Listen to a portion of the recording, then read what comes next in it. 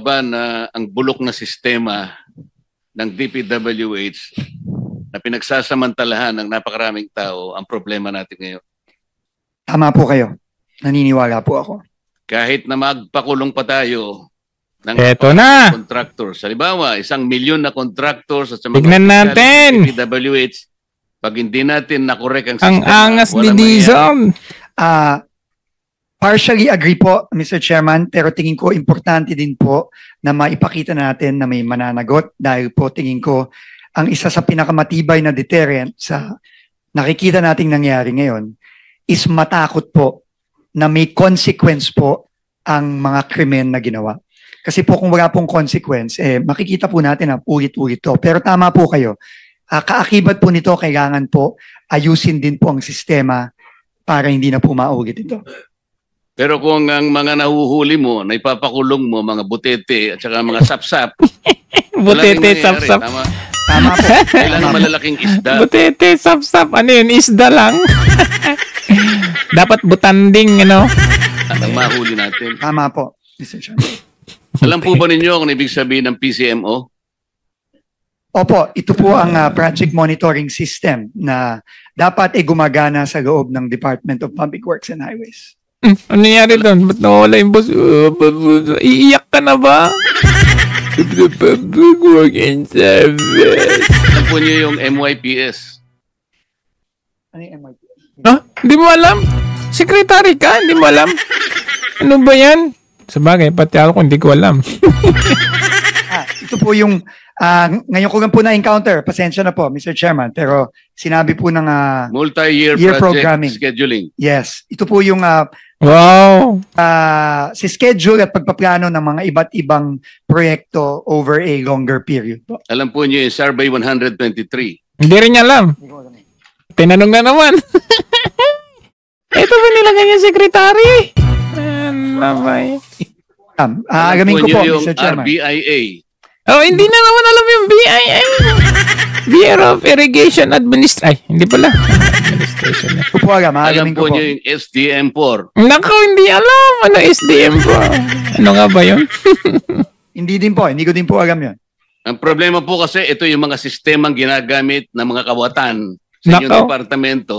Oh, tapos ito yung ano, mag-iimbestiga, Independent Commission. Kung kung puro sapsap at mga butete lang ang pakukulong ninyo, walang mangyayari. Yun nga eh. Agree po ako, pero All sana guys. po kung makulong po natin itong mga sapsap, sana po magaman din po natin. kung Hindi sino po yung yun mga ang nasa layunin taas. ng kumiting ito. Hindi sapsap, hindi butete ang aming hinahanap. Agree po. Yung malalaking isda para matigil po ang mga kawatan.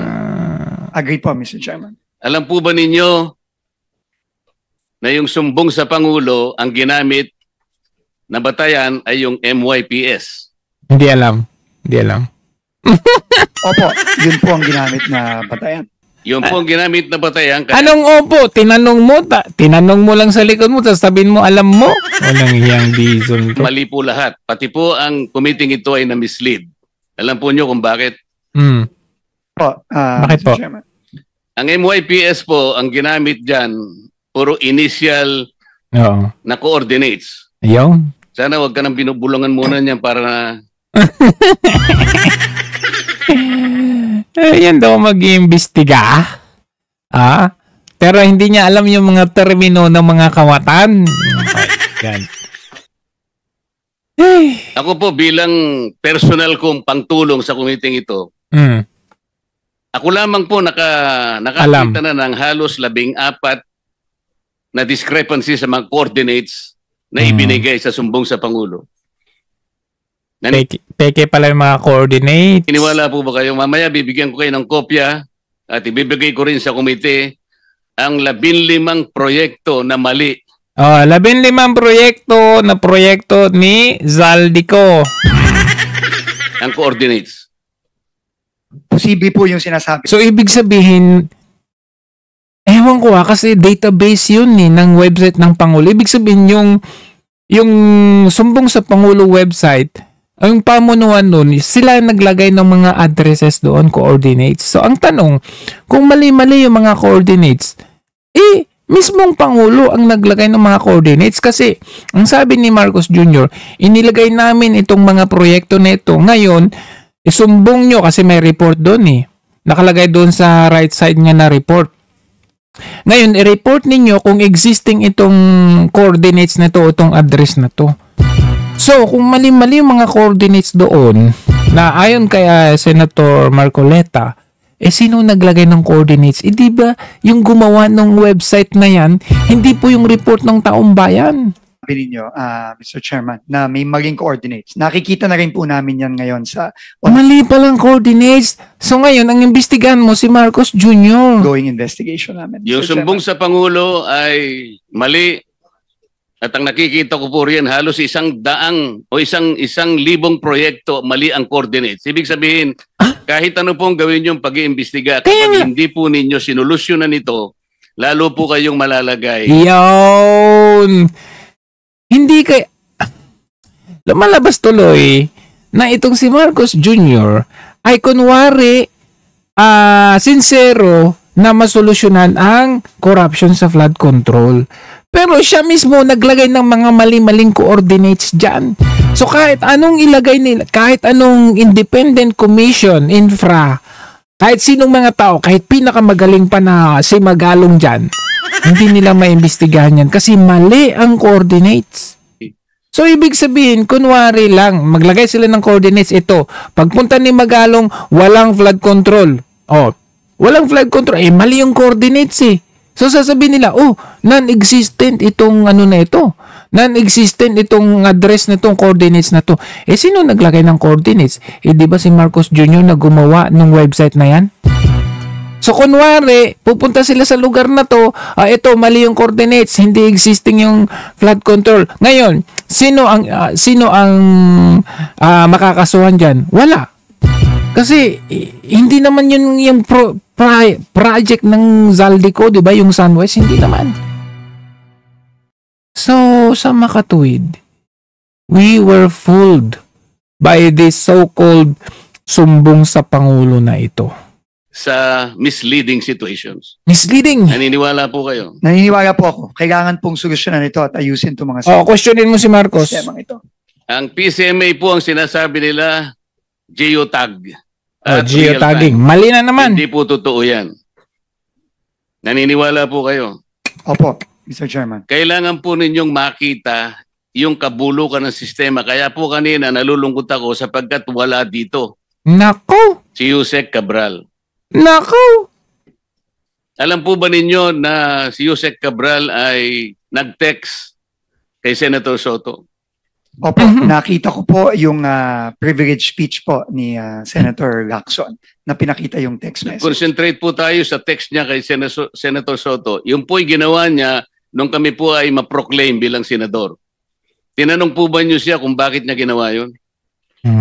Opo, tinanong ko po siya. In fact, nung baka pagbabalik tanaw, pagbabayad, utang na loob. una ko pong siyang tinanong, sinabi po niya wala siyang communication kay Senator Soto. Doon pa lang nagsinungaling, may text Na hindi totoo.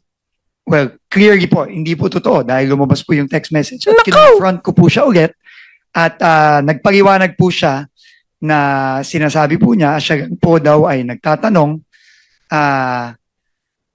kung meron pong priority project ang opisina ng senador, which is clearly hindi consistent po dun sa unang sinabi niya sa akin. Sinabi nga po ng ating chairman sa kanyang privilege speech, Yusek Cabral was lying to her teeth. Totoo naman eh. Bakit po niya ginawa yun?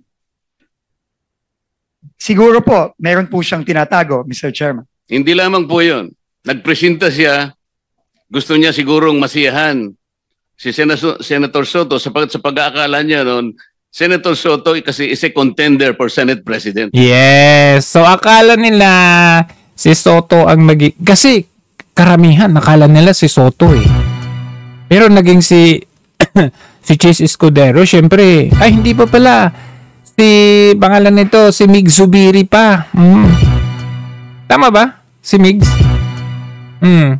Hindi pala si Migs. Si Chis Escudero, syempre, pambansang waiter yan eh. Nung time na yon. Tinang nyo ba Nung hindi na siya kailangan, dahil medyo ano siya sa impeachment. Siya kung si Senator Soto lang ang tinext niya. Sabi niya, sana makita ko yung priority niyo, 500 million for now. Ibig sabihin, may trans pa yun eh. Alam po ba niyo kung meron pa siyang tinext na ibang senador sa ganun ding pamamaraan? Wala na po siyang sinabi sa akin ganun, Mr. Chairman. Naniwala naman kayo na wala na siyang sinabi? Siguro may... Mukhang napipiyune dito si si Vince Dizon kasi si Vince Dizon, kung makikita natin sa mga interviews sa kanyang mga engagement, siya napoportray niya talaga sa public na siya yung in control, yung matalino siya sumagot, parang very consistent or very spontaneous kung magsasalita, no? Kala niya kaya niyang guyohin lahat ng kausap niya. Pero dito kay Senator Marcoleta, hindi talaga uubra. Kahit sabihin na natin intelihente ka sumagot, alam mo yung sinasabi mo, dito pinagmukha niyang bobo eh. Yung mga PCMO, kung ano-anong mga termino na sinabi, tinanong BCMO at kung ano yung pinagtatanong ni Senator Marcoleta kanina, hindi niya alam. Kailangan pa niyang tanungin doon sa likod niya. Tapos sasabihin niya, opo, alam ko po. Paano mo alam? Ngayon mo lang nalaman. Tinanong mo din sa likod mo. Hirap kong maniwala kung yung una ko dapat sana po bago nyo inallow siya na mag-resign, ay talagang pinagtatanong dito. Yung kasing style ng Marcos administration. Pag nabubuking na yung mga galawan nila, tinatanggal, pinagre-resign nila para wala na. Damage control yun, matanggal na, hindi na malagay sa hot seat, kumbaga. Ganyan ang style nila, di ba? Sabi ko nga, Zaldico, di ba? Na-issue siya doon sa insertion budget ng 2020, hindi ginawa nila. Pinagbaba nila. Hindi na pinag-usapan si Zaldico from that time na pinababa. Ito po kasi nakasentro yung sinasabi ko sa inyong talamak at bulok na sistema ng DPWH. Hindi po siya dapat makalampas doon eh. Sayang po. Pero sa mga susunod sanang pagkakataon, kailangan nakaharap siya rito dahil iisa-isahin ko sa kanya para po makita rin ninyo bilang kayo po ay bagong pinuno ng DPWH. Mamimislead po kayo sa napakaraming pagkakataon. Hindi siya nami-mislead. Kasama siya doon. Kumbaga alam na niya. Ulan lang po yung sinasabi ni Senator Amy kanina doon sa mga flagship projects, foreign assisted projects. Deliberately po niyang binabawasan yun eh. Nilalagay pa niyo sa convergence. Alam po ba niyo yung mga convergence projects ng DPWH? Opo, Mr. Chairman. Ano-ano po yun? Ito po yung mga proyektong katuwang ng DPWH ang iba't ibang ahensya tulad po ng ano? Ng tourism, ng DOTR, ng agriculture. Katuparan, DOTR, TRIP, DOT, Roll It, DTI, TICAS, PNP, DND. Opo. Nako. Mas maalam. Ikaw na lang kaya, Senator Marcoleta, maging DPWH Secretary. Mas maalam ka pa eh. Dito po nalalagay. Ano po ibig sabihin ng SSP?